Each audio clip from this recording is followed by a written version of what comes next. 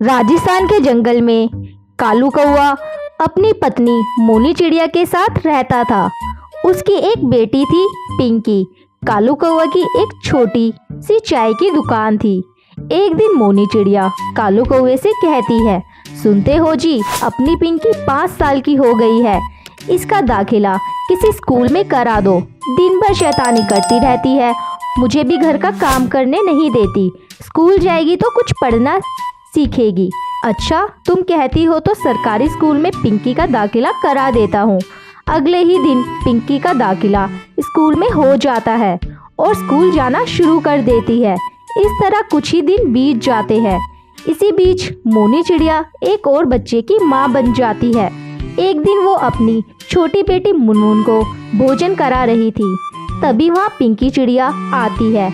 माँ, मुझे स्कूल जाना है, मेरा बैग कहाँ है, मुझे मिल नहीं रहा। पिंकी, कमरे में जाके सही से देख, तेरा बैग वहीं पड़ा होगा। अब तू बड़ी हो गई है, अपना सामान ठीक से रखा कर। कब से सीखेगी तू? मोनी मुनमुन चिड़िया को वहीं छोड़कर पिंकी का बैग देने वही कमरे में जाती है।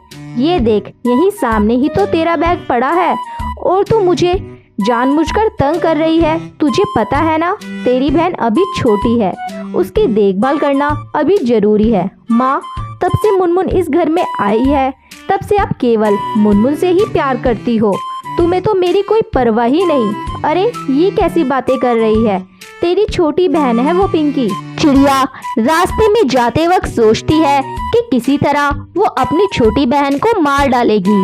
एक दिन मोनी अपने पति के लिए भोजन लेकर उसकी दुकान पर जा रही थी। पिंकी, मैं तुम्हारे पापा को भोजन देने जा रही हूँ, तुम मुनमुन का ध्यान रखना। इतना कहकर मोनी चिड़िया वहाँ से चली जाती है। उसके जाने के थोड़ी ही देर बाद मुनमुन चिड़िया उसके पास आती है। दीदी, मुझे भूख लगी है। माँ कहाँ है? तूने मुझे फिर से दीदी कहा? मैंने कई बार कहा है तुझे, मुझे दीदी मत कहा कर। चल अब भाग यहाँ से। इस तरह 2 साल गुजर जाते हैं। एक दिन अचानक सीढ़ियों पर से गिरकर मोनी चिड़िया की मौत हो जाती है। माँ, क्या हुआ तुम्हें? उठो ना माँ, तुम कुछ बोल क्यों नहीं रही? दीदी, माँ को क्या हो गया? तू मनहूस है, ये सब तेरे ही कारण हुआ है।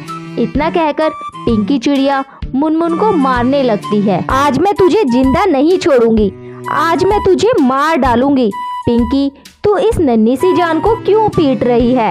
इसमें इसका क्या गलती है? गलती है इसके चलते ही माँ की मौत हो गई। कुछ ही दिनों बाद कालू मुनमुन का दाखिला पिंकी के स्कूल में करा देता है। दोनों बहनें अब साथ ही स्कूल जाने लगती है। पिंकी चिड़िया अभी उसी से बहुत नफरत करती थी। एक दिन जब पिंकी स्कूल जा रही थी, तभी एक चील उस पर हमला कर देती है। अपनी जान पर खेलकर मुनमुन पिंकी की जान बचाती है। मुनमुन, तूने मुझे क्यों बचाया?